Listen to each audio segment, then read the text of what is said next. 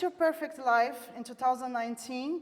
I was living in the Philippines as an expat, making more than 6 figures, and having an apartment paid by the company. I could have money finally to travel because I had a very poor childhood back in Brazil. And finally, I had everything that I could wish for. But what looks from the outside not always is what we feel inside. So despite of what the society might think is success, what I was feeling was not exactly that. I was working 10 hours a day, and I didn't really have the time to even spend the money I was making. I wanted to travel more, but I was in this office without windows. We had some pets, at least to entertain us, like some cockroaches and mice around the office, so it was really not a healthy environment, and I started wondering, what am I doing here? And I had some friends there as well, and I was even going out with someone I loved a lot by the time. But then one day I was with my friends in a bar, and this person enters holding hands with someone else. So everything was kind of collapsing inside, although everybody thought I was so successful. And then I realized I was missing something. I was missing some sense of meaning, and I was not really doing the things that were important for me, yeah? And in this moment, I decided to take back the driver's seat of my life, go back to Europe, where I felt happier and healthier, and start working as a business consultant independently, because I was always working within the companies, yeah? So it was really a big move for me, because I became a digital nomad just before COVID, and then you know what happened after, right? So I moved back to Europe, but then it was COVID time, and I couldn't travel that much. So bottom line is, like, things never go exactly as we expect. We cannot control the big events in life, but what we can control at any time is the small things that make us happy. So the small rituals, the small habits that we create, the small hobbies that we decide to pursue. And this depends on the location, on the time, and even if we don't have clarity about our big overarching purpose in life, we can still have this sense of meaning if we focus on the small things that are under our control. So I spoke a little bit about me. I'm a software engineer by trade. I have been working as a business consultant for more than 20 years, and I started studying Ikigai only for my personal purposes, because I lost my own sense of purpose. And last year, I lost my father and my auntie within 5 months. It was really a difficult time for me. And my father himself, he lost his life because of the lack of purpose. So his whole life was dedicated to his profession.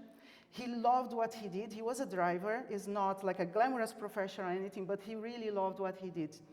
What happened is when he retired, he didn't have any other hobbies, other passions, and he didn't know what to do with his time.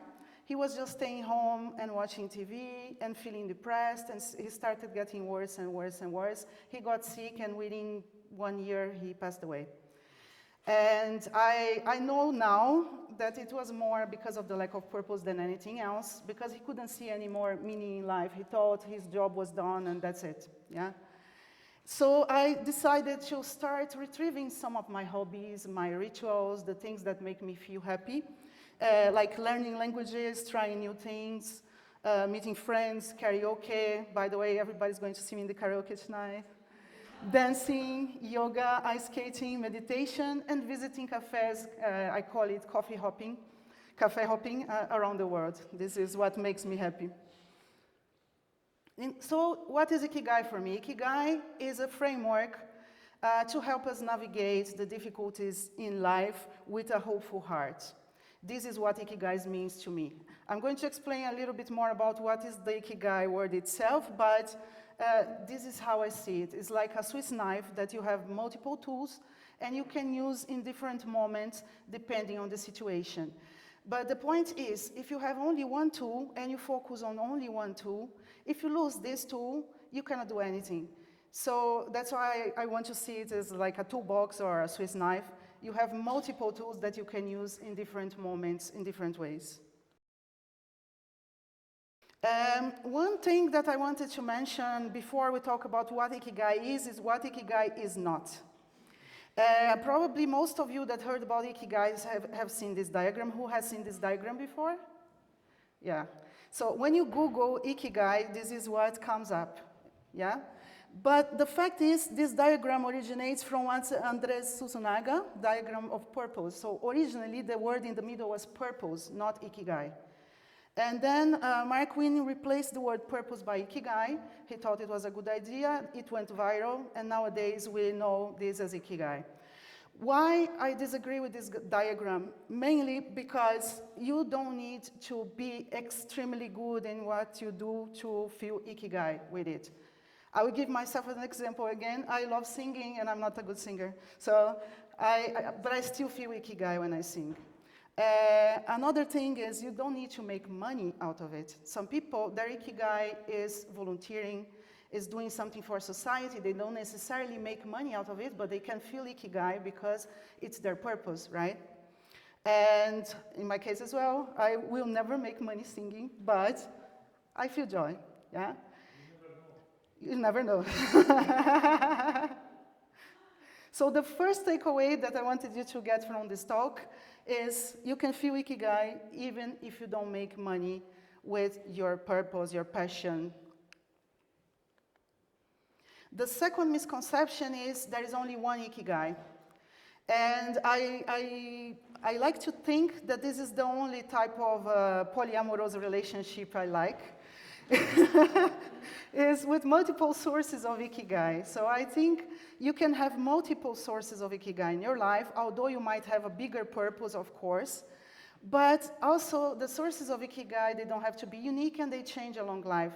When you are a child, most probably your main source of Ikigai is being with your parents, playing with your friends in the backyard. When we get older, we might want to cultivate a garden, or just the company of our partners may give us this joy and this motivation to keep going, right?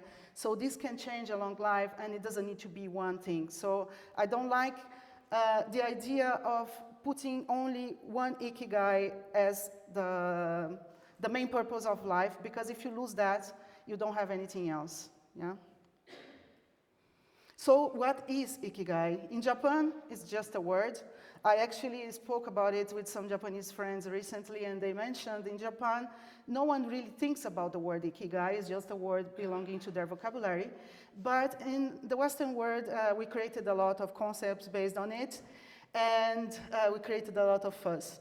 And the main definition of Ikigai is something similar to a reason to wake up in the morning, a reason for being. So what brings you this wish to wake up in the morning? This lady here is Mieko Kamiya. She was a psychiatrist in Japan, and she was a doctor, and she was a lecturer, like multitasking woman in her age. And she studied leper patients. So she was studying Ikigai on leper patients. And then she realized that some of the patients that had severe conditions, sometimes they were happier than the ones with milder conditions. And then she started trying to understand why.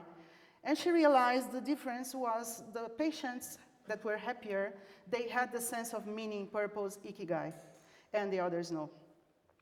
And she defines Ikigai as two separate things. It could be the feeling that you have, you feel Ikigai, or it could be the multiple Ikigai sources that give you this feeling of Ikigai. So Ikigai for the Japanese doesn't need to be a grandiose thing. It's more like relying on the small rituals and things on the daily basis, because the Japanese culture values a lot the small things, right? Now, I would like to have an exercise with you guys. Can you scan this code, please? This is a questionnaire. It's a very quick questionnaire, 3 minutes. What I wanted you to see in this test is your current condition of feeling Ikigai. This, of course, is going to change based on the moment we are passing through, the circumstances, and etc. But it's just an indication of how much you are feeling this motivation to wake up in the morning and fulfillment in your life. If your score is very low, especially below 30, it means that you need urgently to search for new sources of Ikigai in your life to bring some more joy and fulfillment, yeah? If it's something between like 30, 50, 60, it's recommended to search for new sources of Ikigai so you can build more resilience. And if it's more than 70, 80, you are good to go, at least in this moment, yeah? But I recommend also to check your Ikigai situation from times to times because life changes, things happen, and it's very easy to lose sight of how we are feeling about ourselves as well, yeah?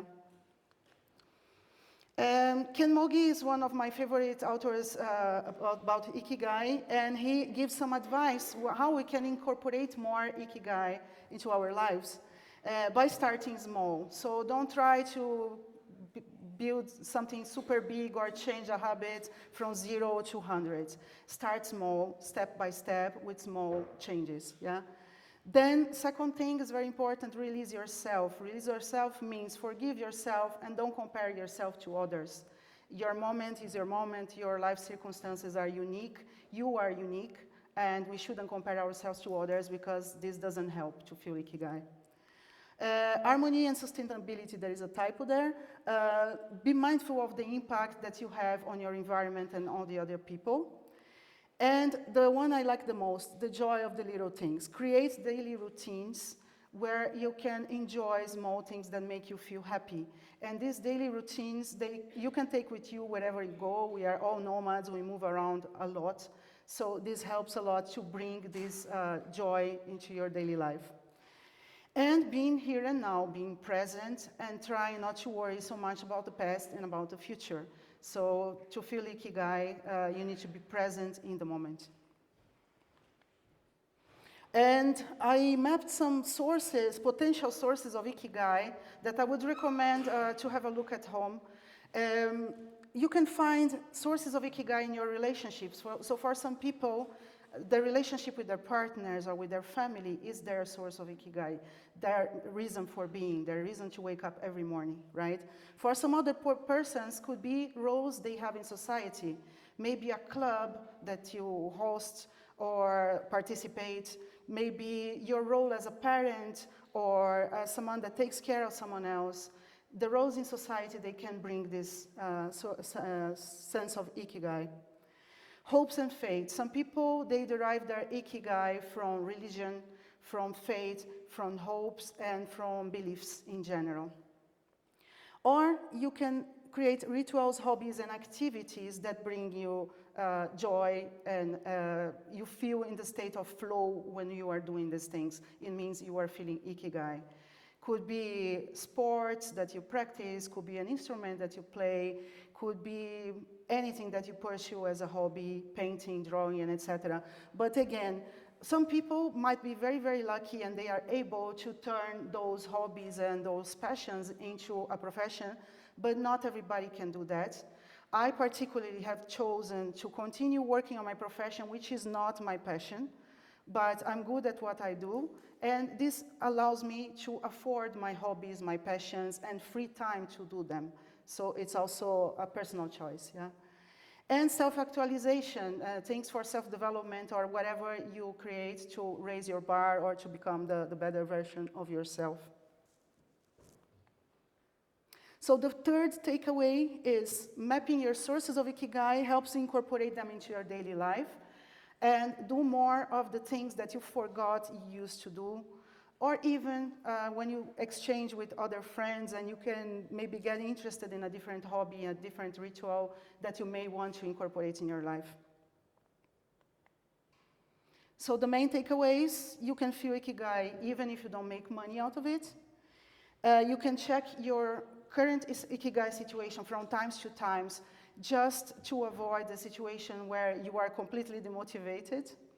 And you can map sources of Ikigai in different areas of life and maybe start doing again something you used to do when you were a child or a teenager and brought you this sense of joy, and create some rituals and routines that you can make every day and bring with you in your travels, wherever you go. And I have some recommended resources and references. There's this Ikigai podcast. I personally am a person that is more audio. So for me, podcasts, they work very well. I really like this podcast. The Little Book of Ikigai by Ken Mogi. I mentioned him a lot in the presentation. And The Japanese Secret to a Long and Happy Life from Hector Garcia and Frances Miralles, if you want to know more about Ikigai. And if you have no idea what brings you joy or what makes you feel happy, there are a few apps. I mean, these are just two of the most well-known, but there are mood trackers. And if you are consistent tracking your mood from time to time, with the time, they will plot a trend, and then you can see when you were feeling at your best, what were you doing, with whom? And then this can give you hints about your potential sources of Ikigai. Thank you very much.